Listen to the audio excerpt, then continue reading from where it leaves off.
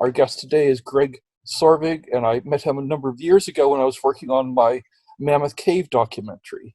And he came down from Indiana and talked to me about Stephen Bishop, one of the early Black Cave guides. And we're talking to him today. He's involved with the Heartland Film Festival. He's been doing that for a number of years as well, and that's the focus of our talk today. Yeah, thanks for having me here, and thanks to everyone who's listening as well, too. So I know I've been looking for great podcasts to listen to during the pandemic, so hopefully we get even more and more listeners to this program. We've been doing this podcast since May, so we're actually putting something out. Okay. Instead of just being dead. And I don't know that there's that many people watching them, but we're building up a library of podcast stuff. So no, I understand, so that's good. So yeah, good to talk with you, and hopefully people check it out. So I figured the second half we just talk all about Star Wars, right? Well, Star Wars and Stephen Bishop and all this stuff. Yeah. We are here. How are you? I'm doing good. How are things out in where are you at? Indiana? Yeah, out in Indiana. So it's not too bad. So I like the crisp fall weather that we're starting to get now. But yeah, if you can see my background, we this was taken in July. This was at a drive-in theater that we have here in Indy that we're going to be using again for the fall. So we kind of had a trial film festival with short films back in July, which was a great experiment for us, both virtually and both at the drive-in, so a hybrid model. So we're excited. We worked out all the kinks, and we're ready for next month. I guess tomorrow is already next month. Yeah, we're actually doing a drive-in movie film thing in October 24th ourselves. Oh, great. We wanted to do something. Our NAVCO group wanted to do something, but with COVID, we can't have our regular monthly meetings or anything like that in person, and can't have films. But I got to thinking, well, we have this drive-in theater. Wonder if they'd be interested in hosting a film festival for us. And Yeah. so I emailed the guy, and like 2 minutes later, he called me up and said, sure, he'd like to do it. He's never been involved with the film festival before, so yeah, because a lot of drive-ins, they just haven't held on for the most part. So it's a weird renaissance for a lot of these drive-ins if they survived. So yeah, luckily I think the one in town here, they were under new management in the recent years, and the younger couple, they were really excited and motivated. So it's interesting because we worked like in an AMC theater, and it was pretty much a straight sponsorships purchase, tens of thousands of dollars on our end, and just more of a so no profit splitting whatsoever. But yeah, drive-in's a little bit different. So it's been interesting finding partnerships and making everything work from a business angle, and then finding movies and that kind of stuff too. So yeah. Tell me about your involvement with the Heartland Film Festival and about the festival itself. Yeah, definitely. So I have been it's a nonprofit called Heartland Film out of Indianapolis, Indiana. It was established back in 1991 with the mission to inspire filmmakers and audiences through the transformative power of film. So we really highlight films that can make an impact on you one way or another. It could be just the story. It could be the technical prowess of the film, but something hopefully that can make you think, some thoughtful filmmaking across a wide gamut of genres too. So it started with the film festival, the Heartland Film Festival, back in 1992. So this will be our 29th event, and we've grown from a 4-day fest with just maybe 20 films to 12-day fest now. Traditionally, it's been held in person, but with COVID, we've adjusted along with the rest of the film industry. So we're having a hybrid event. So the big October festival, Heartland, takes place every year. And then we expanded 3 years ago to a short film festival called Indie Shorts International Film Festival. So we actually were an Oscar qualifier at Heartland, which means you can put in an application with the Academy. And if you are accepted, you get to qualify within a certain category of the Academy Awards in the short film categories. So there's live action, animated, and documentary. So we were granted live action qualification back in 2011. Think of it as a Wonka's golden ticket. So if a film wins your grand prize in that category, basically they get a golden ticket, if you will, to skip the theatrical run. Because if you think about it, you don't see a short film in theaters unless it's really before a Disney or Pixar film. So it's a great advantage for filmmakers, and it will save them a lot of money as well. So we qualified in live action, like I said, starting in 2011. I started in 2012 in a marketing capacity, worked my way up through the organization, did programming and marketing for a while. Then I've been the artistic director, so the main movie guy, if you will, for the past few years. And we got documentary qualification for the Academy Awards back in 2018 when we launched Indie Shorts, and then we just got animation. So just to give you a scope, I think there are 142 film festivals in the entire world out of thousands and thousands of film festivals that qualify for the Oscars. And so we're one of 142. And of that, I think 34 actually qualify in all three categories. So we're kind of a rarefied company. We've had 7 Oscar winners. We've had 23 nominees in the past, I think, decade. So we've had a great track record. So in a nutshell, that's what we do at Heartland Film. We're a nonprofit. We have a staff of usually about 10 to 12. We have a short film festival, a feature film festival. We have year-round screenings, and an award we give to studio films throughout the year called the Truly Moving Picture Award. So a wide range of content to honor film in different capacities. So you're the artistic director. What does the artistic director do? Yeah, so essentially kind of the tastemaker of the types of films and the programming, if you will, too. So I'm the main guy. I consider myself the head prospector. We have screeners who are volunteer-based. So if anybody actually listening to the podcast, kind of have an open call period, and we give interested people a test of different films, and we look for your kind of what do you look for in a film, how you critically view a film, analyze a film, and if you want, you can watch films remotely that are considered for the festivals. And so we have about 90 people between both fests to do that. Then we have super trusted interns and second-tier people who watch things that might get different scores, that need a different look. Then eventually a film might make it up to our senior programmer, Julia Ritchie, and myself. So hopefully by the time something gets to me, it's been panned through the river process. It's either fool's gold or real gold. And I try to help make that determination and ultimately select the films that make our festivals too. So in a given year, maybe 4% or so of submissions will actually make it. So it's pretty tough. And I know that's the biggest thing as artistic director that keeps me up at night, telling people no and disappointing people, because I know people put their heart and soul into their films, but we can't take everything. But it's that's what I do as artistic director, essentially the main movie man, head honcho. And in addition to those independent films that submit, I work with distributors, sales agents from around the world, go to different film festivals, work as a jury member at different film festivals.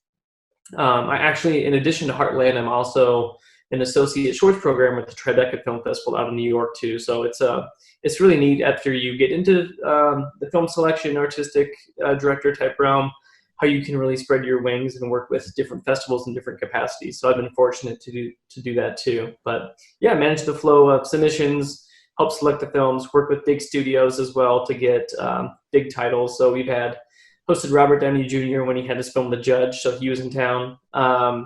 I've worked with Rob Reiner, Jessica Biel, other big names. This year we're working with A24, IFC Films, bunch of other big distributors in the past. Like last year we had Portrait of a Lady on Fire and Parasite from Neon.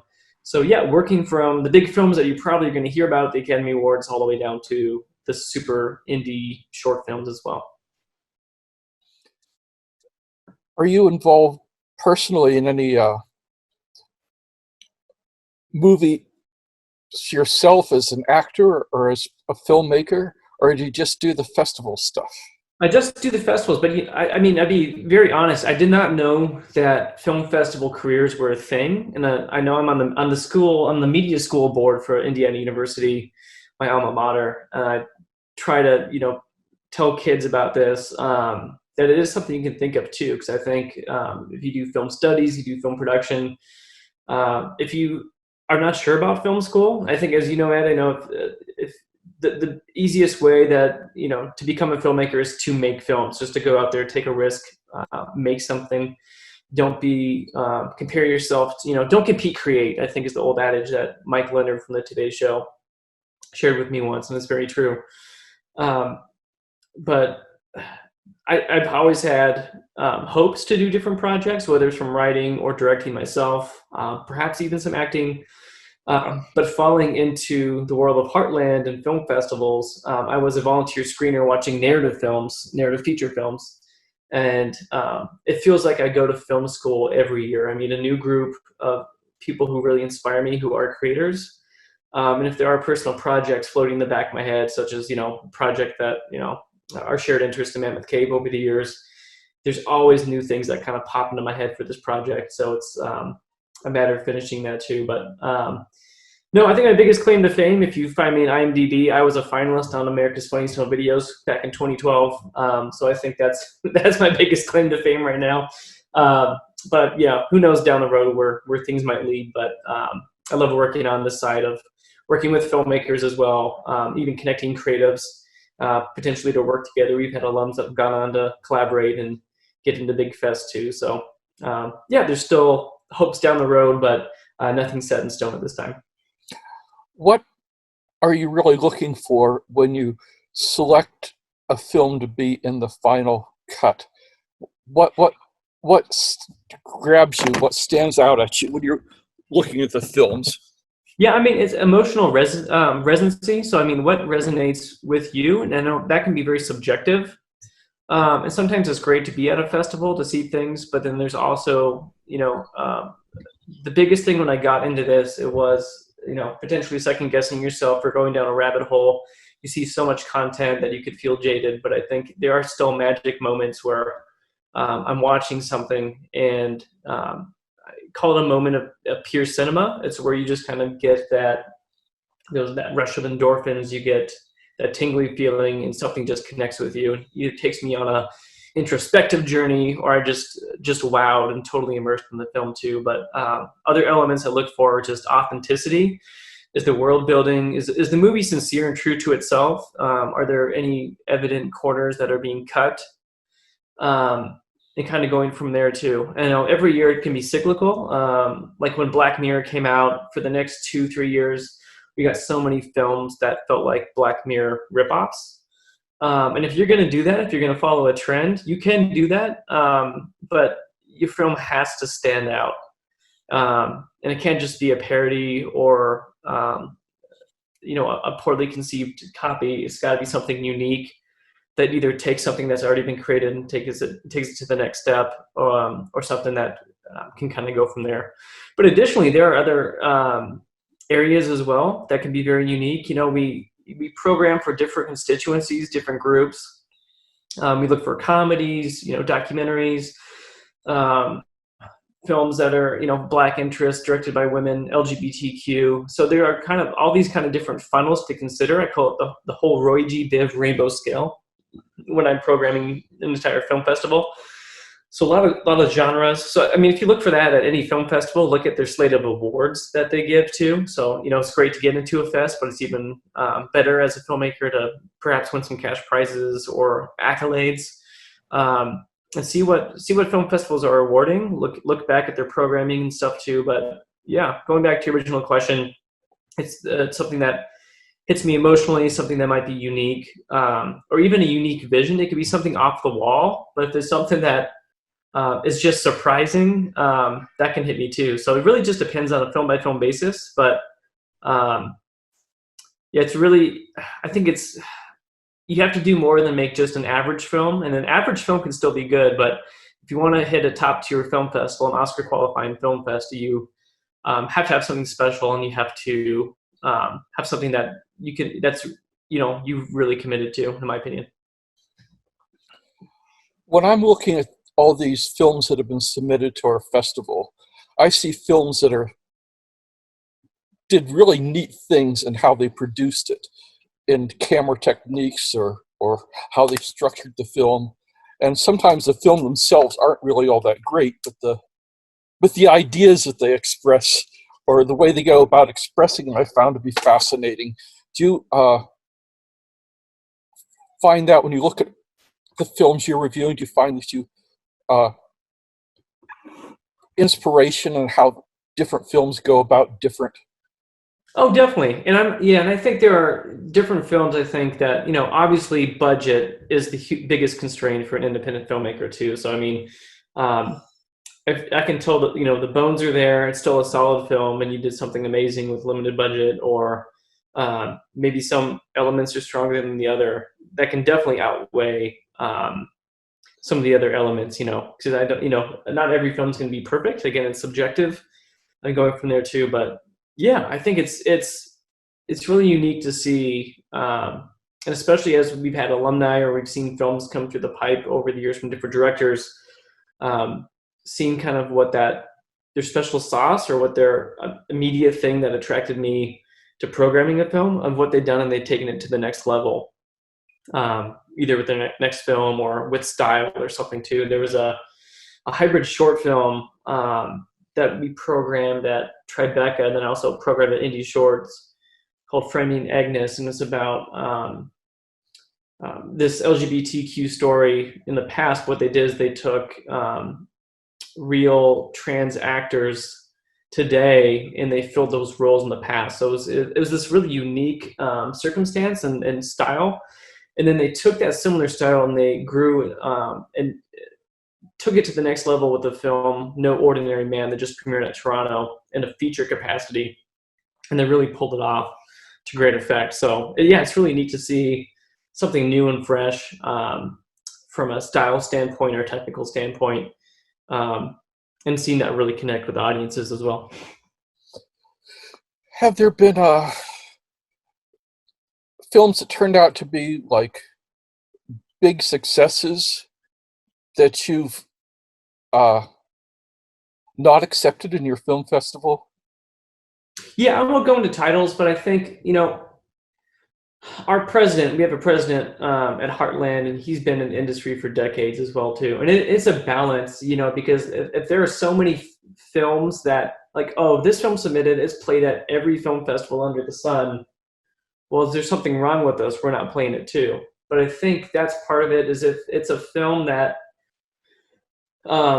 myself and our staff and my second in command, and we're all looking at it and we just don't feel a shared buy-in to the film or connected, because for the most part our constituency that we serve is local, very regional. A lot of these film festivals serve your maybe a span of 5+ zip codes. We have industry people and other folks that come in, and now this hybrid model with going virtual has really changed that and grown that. But ultimately it comes down to not programming the best of other fests, but what resonates with me, and looking through the lens that I've been hired to look through, in addition to thinking, will it resonate with our audiences? So yeah, there have been titles that have gone on, even to win Oscars within shorts and other programs too, that it just wasn't a decent fit.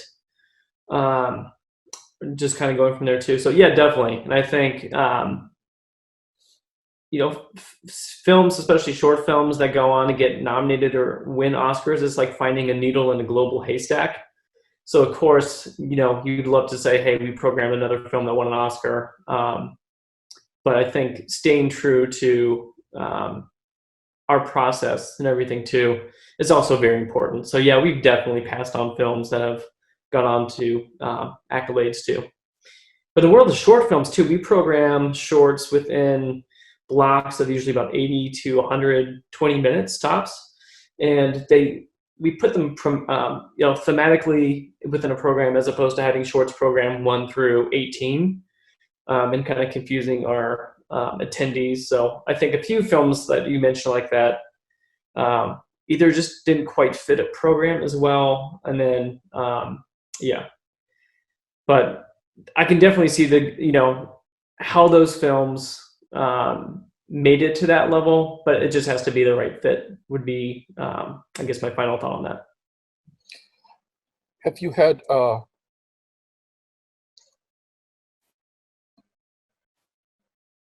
messages from people that are annoyed that you didn't accept their film? Oh, definitely. And I'm sure you had a fun smattering of those too. But yeah, we have, like I said, we have maybe 4% of the films that get in. So there are thousands of films that did not make it. Um, what I've tried to instill in my job is transparency. And so what we do after we send rejection notices out via Film Freeway, our submission platform, people who did not make it into the fest, they can fill out a form to request feedback for their film, and we will give you abbreviated feedback based on what our screeners thought about your film. And sometimes filmmakers take that to heart. And not saying that it's the gospel truth of what we're telling you, but this is just why you didn't make it to this fest. And we've had some people that have recut or taken that feedback very seriously, and they've subsequently made it in the next year, which is not super common, but it has happened. But yeah, I think I'll tell filmmakers that too. If you get rejected from a film festival, always think long term, don't think short term. Because if you love your craft, you're going to have next projects. And let's just, I think I've used this anecdote before too. Everybody has a baby. Everyone thinks their baby is the prettiest baby, but there are still, ugly babies out there too. You can love it to death, but there are going to be film festivals who might think that you have, the most beautiful baby in the world. You might have festivals who think, hey, this, it's all subjective, but don't be offended by that process. And if you are actually looking for legit feedback, not every festival does that, but check it out, because I know some film festivals will give you feedback. My other piece of advice would be, don't shoot from the hip. If you want to send a spirited or angry email, type it out, get it out of your system, wait 24 hours if you still feel inclined to send it. But yeah, I would not suggest sending 4-letter words immediately to a film festival that doesn't let you in. But yeah, we've always gotten unique responses. I think people are just curious to know exactly why or why not a film can get in. And most of the time when you don't get into a film festival, you don't get those answers. But hopefully we give people some peace of mind and some feedback as well from that point. But yeah, we always get some very nice and very sweet messages, very thankful messages. And we also get some that are pretty salty as well. Yes, I've gotten a few that were not so friendly. Is there are you seeing a trend or a theme this year in the films that are being submitted? I know they're making a lot of stuff up real quick about COVID, but in a general theme, what's hot this year in your submissions? Yeah, we programmed a few films that were either made during COVID, but I mean, most of those films are submission. The way it works is that people submit their films months and months in advance, and we have basically a few months of whittling it down from that point. So we did not get a lot of films, but I know one of our finalist films for features is 76 Days by Hao Wu and 2 other directors, one who's anonymous, about the first 76 days of Wuhan over in China when the COVID outbreak happened. It just premiered at Toronto, and we're excited to have it in competition. And then it's available on Shudder, the horror streaming service now, but we have a horror section of our festival. And Host, I think, was actually pitched, greenlit, and finished in 3 months, but it's like it all happens over Zoom, and it's a seance gone wrong. So it's a pretty unique situation. We're all living daily Zoom calls through all that stuff too. So it's kind of a neat thing there too. So we're going to be offering that at the drive-in too. But in terms of themes, people have already been through so much the recent months. We always have hard-hitting subjects, kind of, especially documentaries that open your eyes to the world of injustice and other things that are going on. But some other super heavy themes, I'd say the refugee crisis is still very strong when it comes to the number of films submitted. Bullying, and to another extent, suicide. We got a lot of suicide films. It's and sexual abuse as well. So kind it was a pretty heavy year with a lot of different submissions. But I think you have to do stuff. I would say for those films too, it's you just have to be tasteful in how you present heavy topics. You don't have to explicitly show scenes of sexual abuse and rape and things like that to get your point across. And especially if you want a broader audience for your film, you just have to be very cognizant of some of that content as well too. But yeah, it just depends, I guess, the threshold for viewers and stuff too. But yeah, a lot of heavy themes and topics, and I don't think that's gonna stop going into next year with COVID and everything that's going on too. The sheer number of films and the volume, I'm slightly concerned about for next year, since a lot of the films, it takes usually 6 months plus for a film. Shorts, it can be a lot less, obviously, too. But yeah, it should be interesting to see. We opened submissions early for our Shorts Fest, and we've already been getting a lot of submissions. So that's a great sign that people are still creating.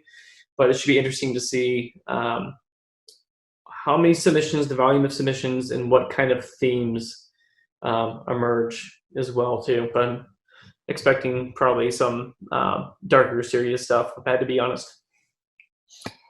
You had the film Parasite at your festival. Yes, we did. And what did you think about the film when you saw it? Was it something you said, wow, this was going to win an Oscar, or is it something... It reminds me like when Shape of Water won. I think I saw that movie early too, and I liked the film a lot and thought it was unique. But I think the way that Oscars have trended over the years are sometimes it can be a safer film. So it's not one that I thought it would definitely be nominated for Best International Feature Film, formerly Best Foreign Language Film. But I was not sure. But I saw it for the first time at Toronto just over a year ago. And I'd already been at Cannes, and I'd already been at a few different festivals. And so word of mouth was crazy. Every festival I was at, it was just going nuts. The buzz was huge. And it was like, I mean, it's just one of the, I think, best cinematic experiences with a crowd that I've been a part of over the years, especially at a major festival, where I saw it in a theater with other industry professionals and journalists. And usually it's not a very emotive experience. But I think there's a lot of gasps and excitement and just an energy in the room. So saw it, loved it. I knew that we could play the film at that point, so it was really gratifying to know that we were able to have this film. And then the fact it went on was super surprising, because we featured 20 films last year at Heartland that were up as their country's official entries at the Academy Awards. I think there were 93 total. And a lot of serious dramas. We had Pedro Almodovar's Pain and Glory with Antonio Banderas, and that was an amazing film. And if you would have, asked me a year ago what the front runner was going to be, I would have said that. But as the Oscars progressed and the season progressed, that film still got nominated, but it was pretty clear that Parasite was going to win for at least the foreign language category or the best international feature film. But it was kind of a breath of fresh air. Thought we'd had some amazing progress, and then COVID hit. So if you think about it, that does not feel like it happened this year. That was just in February. So it feels like an eternity ago, to be quite honest. I don't know if that's the same for you. Yes, it does. It seems like it's a long time ago, before COVID is like this stuff from back in my childhood or something. Yeah. I mean, that was a great moment in, I guess, in the purest form of the word globalization. I think a lot of people, might have a negative connotation about, taking jobs and other stuff too. I think I grew up with learning globalization was just the sharing of ideas and assimilation of cultures. And I think that moment was amazing in the globalization and coming together of films, and the idea that a film with subtitles could never win Best Picture. So definitely broke a glass ceiling. I still think with the diversification of the Academy, voting base, in addition to other great changes they made, I think it's only going to go up and to new frontiers for the Academy. So yeah, it was very exciting. But no, I did not think it was going to take home some huge honors too. But very exciting. There's a film, I don't know whether you've seen it or not, called Last Call with Gavin Michael Booth. And it was a film shot in a single shot, split screen, in real time.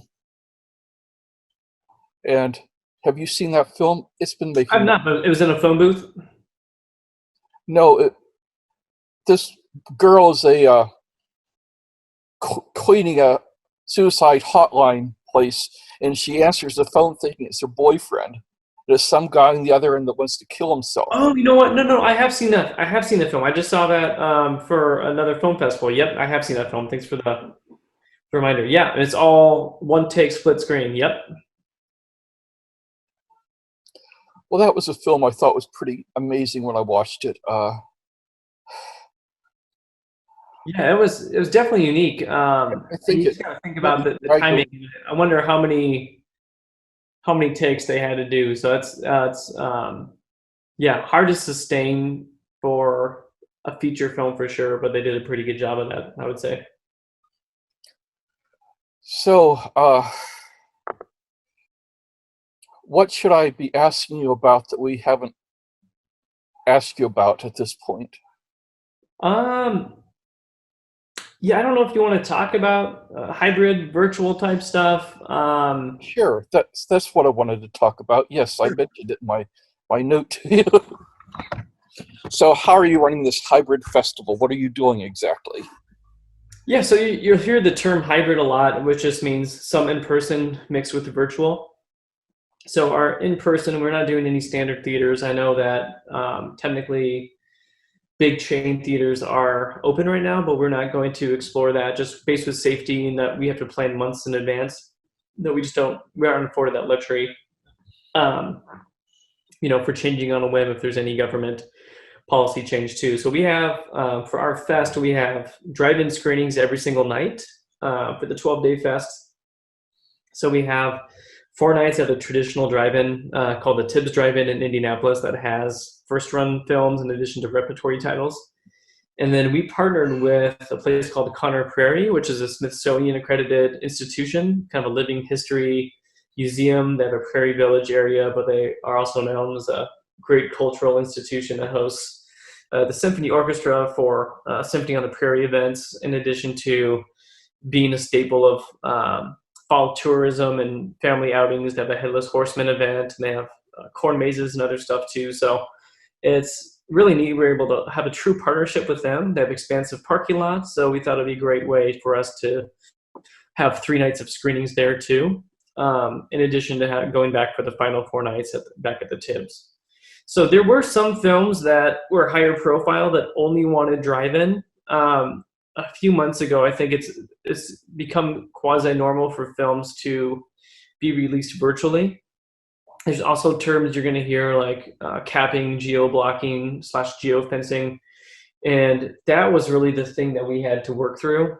Back in February, especially in March, a lot of film festivals were canceling, postponing, and luckily we did not fall in that period where we were very fortunate to be able to keep our dates, and the technology in the industry was able to progress to a point where we were able to comfortably move forward with some options too. But the biggest things for the concern was just, people think you play a film online, they think of like YouTube or something like that where it's free, no protections. But there are services. We're using Eventive. There is a service that has ticketing in addition to a virtual theater cinema experience. So they have DRM protections that are used for other huge studio titles. They've already worked with some big distributors that trusted them, which was a great turnkey experience. They have additional security measures. So when we work with a big distributor like A24, who has like a Minari, our digital centerpiece, that was the Sundance winner film that has great Oscar buzz and potential. Obviously, they want to make sure that their ducks are in a row too. So there's other means of protection, from forensic watermarking to standard watermarking, and all these other bells and whistles that you can look forward to. as potential options as well. So yeah, kind of going through that, and then filmmakers just knowing, hey, would they still want to play their film? Because I think if you get into a film festival, you love the red carpet treatment, you love networking, you love being with an audience, and having that taken away from you was kind of a sick joke at first, but then the thought was, hey, we're still connecting with audiences and stuff too. And as I discussed before, usually it'd be hyper regional for a film festival, but now with our shorts festival back in July, we had 128 short films, 182 filmmakers engaged with us for live Q&As from around the world that were scheduled. So we were one of the first festivals that they talked about that actually had live Q&As. A lot of stuff has been pre-recorded. So we had people calling in from over the Atlantic, different parts of the world from 1 to 4 a.m. their local time, but everyone was super excited and pumped and glad to connect with other filmmakers and other human beings in general, and to continue to share their stories too. So that was a great moment of inspiration for me and a lot of other people too. But yeah, I think feature films are a bit different as well, because there's a bit better chance for distribution, potentially making money back on your project. So we had some filmmakers that super picky about what film festivals they can work with, maybe only drive-in, maybe virtual, maybe both. So we worked through that. So I mean, every year, kind of behind the scenes, if you're not familiar with film festivals, you invite films to play, but maybe they're going to have a release on VOD, TVOD now, or something like that disqualifies them. There's a lot of moving parts with confirming a film. Maybe they're waiting for a premiere somewhere and you can't get it, or something like that too. So we definitely lost some films, and I think a lot of it was just around the confusion of COVID and just what's right for the film. But we totally understood, and we were very sympathetic to a lot of those films too. But yeah, essentially how it works is that I think 65 out of our 76 feature films are going to be available virtually. And most films, you can redeem a ticket, you can purchase it, and then once you click the redeem button or start, you have 72 hours to view the film. With some of the bigger titles, the window is shorter, but that's kind of what we have in general, because usually at a film festival, you have the live window. You have the film at this time, that's it. You might have 1 to 3 screenings on average. So it's an exclusive event. Where digital, I mean, let's be honest, even working from home, which a lot of us are still doing, I have 2 small kids. Yes, I can access film festivals from around the country and world, which I have, but the viewing habits are not the same. You're not 100% dedicated. So, you do need flexibility to go in and, activated this film, I can get to it within a day. Maybe I can watch it the next day, something like that too. So yeah, so we're having drive-in screenings. We have secure virtual screenings that are offered on an on-demand basis. There are still attendance caps, meaning just like a real theater, only X number of people can get in and access the film. And we just had to kind of make those negotiations too. But most of our films have an attendance cap of 400 people that can check out the film at some point. So if you're checking out our website, heartlandfilmfestival.org, and you see something you like, definitely check it out towards the front part of the fest, because something could sell out. That's probably what that's a good overview for you, and probably a lot more than you needed to know. Very good, Greg. As you said, there are thousands of film festivals all over the world, and you're one of 142 that's Oscar qualified. What advice would you give to groups like mine who are trying to host smaller film festivals? What should we be doing to make our smaller film festivals successful? Yeah, I mean, the biggest thing is just hospitality. And I think we've been told by people on different committees and people in the industry that, we've never heard anything bad about your festival from filmmakers. And I think word of mouth is the biggest thing, especially for a smaller film festival. And if you treat filmmakers right, just from anything from just hospitality to the exhibition of your films, quality programming, that word of mouth can really be a catalyst for growth and change as well. So I think that's the biggest thing that you could definitely do. With programming, I think the thing I take pride in, there's filmmakers who have been at art festivals, and they can come and they've been there for days, and they're like, "Oh, it's nice to be here in Indianapolis where I can relax and actually go to other screenings, mingle with filmmakers." And I love the fellow, my fellow, counterparts this year. I love the different films. Sometimes I go to a fest and I can tell that maybe it's a head scratcher. Why is this film in the lineup?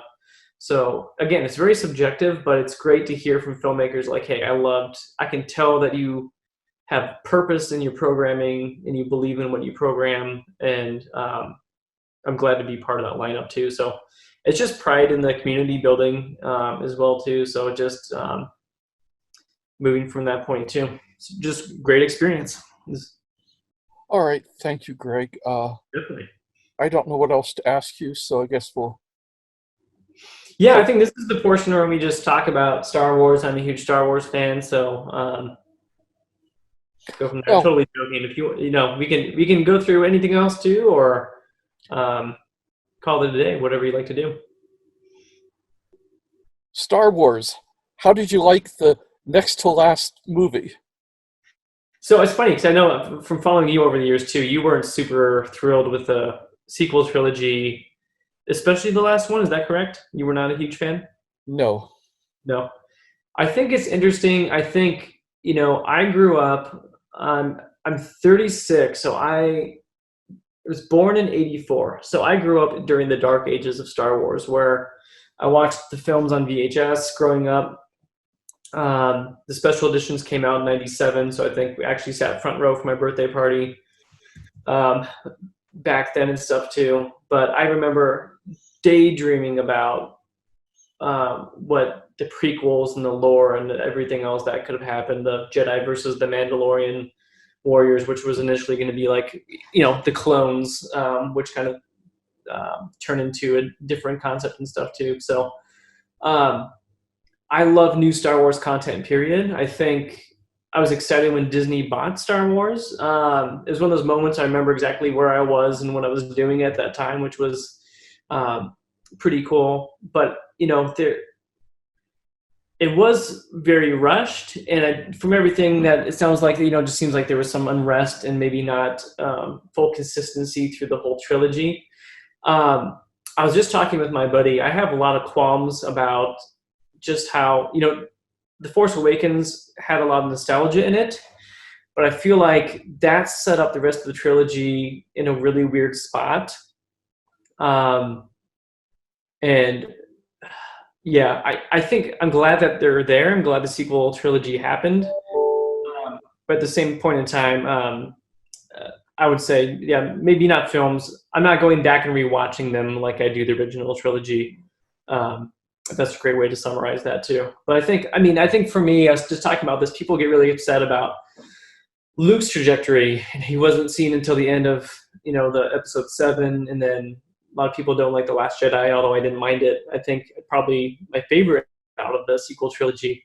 But I think Han Solo, you think of his path as a hero in the original trilogy, he was changed by this experience. He's going to go on with Leia and stuff too. And then you flash forward, he's essentially a deadbeat dad who's doing exactly what he did, like the original trilogy never happened. So I think what they did with his character was a greater faux pas than what they did with Luke.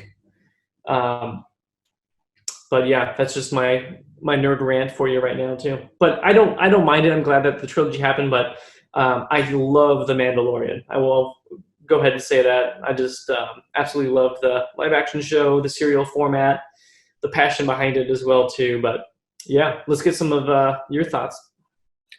Well, of the sequel trilogy, I like the Last Jedi the best.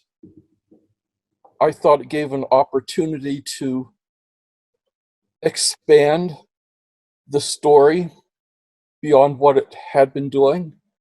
And then when they got to the Rise of Skywalker, it seems like they pulled back in all those potentialities and did kind of a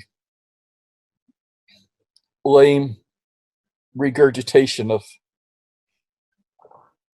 Yeah, I think there could have been a really. I would have. Yeah, it would have been exciting to see Ryan Johnson either finish the trilogy or hand over a full treatment and script for the next person to adapt or build upon. Because I guess that's just, I guess, the biggest negative of the trilogy is that it felt like three pieces that didn't quite fit together.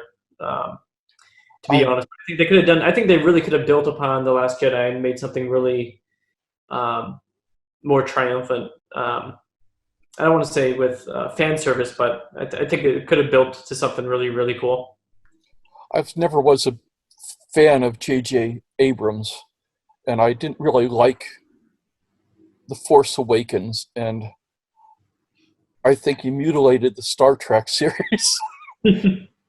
So I look back, there's maybe one film he did out of his entire career that I liked. I liked, what was it, Super 8? Super 8, yeah.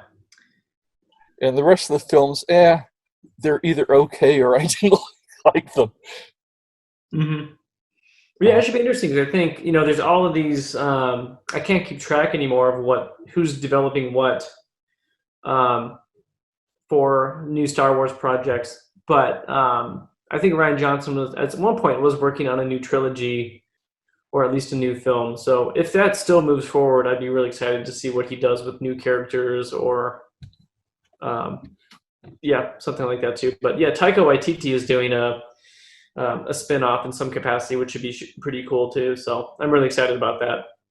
I think he did a really cool job in The Mandalorian, and it should be neat to see what they do next. Have you watched Star Wars Gallery on Disney Plus, where they kind of have a roundtable discussion about different production elements of The I Mandalorian? don't have Disney Plus. Haven't seen it. Well, Ed, you are in for a treat. I would say I would love to hear your opinion if you were not a huge sequel trilogy guy. If you I think there's still free trials out there or something too, but definitely check out Disney Plus, binge The Mandalorian, and get back with me too. But I think you're gonna like it a lot.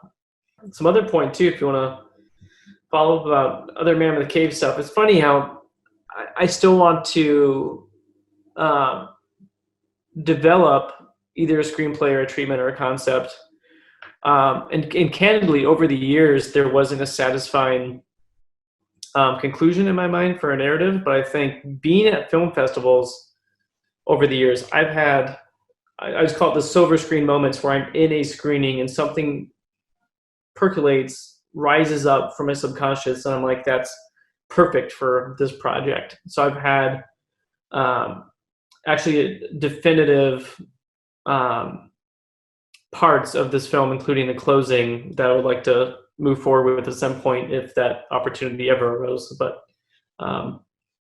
especially with the industry and everything changing too, I feel like if it's a story that I did move forward onto, it's probably not my story to tell from a director's perspective. But it's neat to kind of talk about and continue to daydream about and continue to research, and hopefully someday just put my head down and work on it exclusively. But if that day ever comes, which it probably isn't, that's just another excuse.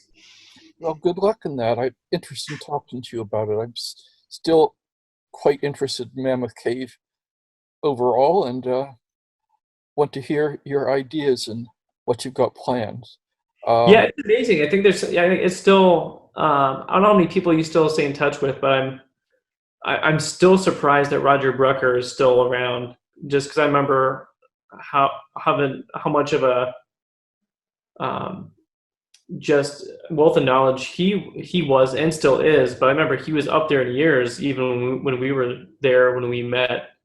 So that's pretty wild and surprising and stuff too. But yeah, I would love to go back again and check it out. But I think that's what I think ultimately would happen. I would love to take a long weekend or a week and get a cabin and just totally dedicate myself to being immersed in the experience and stuff too. Yeah, I almost was in another film with Brucker because he wanted to do like a history of the cave exploration a film about all the things. And Yeah. then we talked about it for a while, and he decided, well, that they did a good enough job of it in their museum that he didn't really want to pursue a film anymore, which is kind of disappointing because I thought it'd be really cool. Yeah. Yeah, definitely. Yeah, that'd be really neat. Yeah, it's interesting too, just the documents, and I even over the years I've not looked for a lot of the original sources again, but I think there have been so many more documents. I think I found a couple things that were pretty much like when you did your research as well, and I've shared stuff with you. A lot of the stories are regurgitated, just kind of almost like AP. Like if something hits the AP, a newspaper could pick it up, and I think like the river rescue story and a few other stories were covered by a lot of different outlets. So I think I found some other news sources that had similar stories, but nothing else too crazy. I think the biggest thing that I'd still love to find is definitive information about his death. And I remember I did discover the article that was a death announcement that predated the date on his tombstone, and I remember everyone was floored about that. But I think you and I, as researchers, that's not enough. I think we'd love to figure more out too. But I can't think of the guy's name offhand, but there's a guy visited the cave in like 1811, 1814, and he wrote an article about it. And a friend of mine, Bert Ashbrook, said he found 86 different versions of that article oh, really? Yeah, online. So yeah. I still, and the thing that still confounds me is that he was world renowned. There was fan fiction written about Stephen Bishop. He was known all over the world. And then when he passed, it was just like the legacy was erased. Do you think there would have been some knowledge, whether it was hand me down, like oral tradition type stuff or something? But I think one of the most consistent things, the most numerous sources, is like the maelstrom after his death, and that Stephen was so scared to go down, trying to get people to the cave after his death, almost like trying to say, "Hey, Stephen's gone, but you can still come to Mammoth Cave." So I wonder if there was just some bad suppression to try to maintain attendance at the cave or notoriety, but it's a shame because it's really clouded, I think, the history and how he died and everything else. It's a shame. well, most definitely. Yeah. All right. Thanks, Greg. I'll talk to you later. All right. All right, Ed. Yeah. Anything else you want to cover, or you feel like we're in a good spot? I think we're in a good spot. We've talked for 50 minutes, and Oh, that's it. Yeah. and I don't have any good questions left, so the rest would just be sort of rambling. No, sounds good. But yeah. Well, thanks for reaching out. Appreciate it.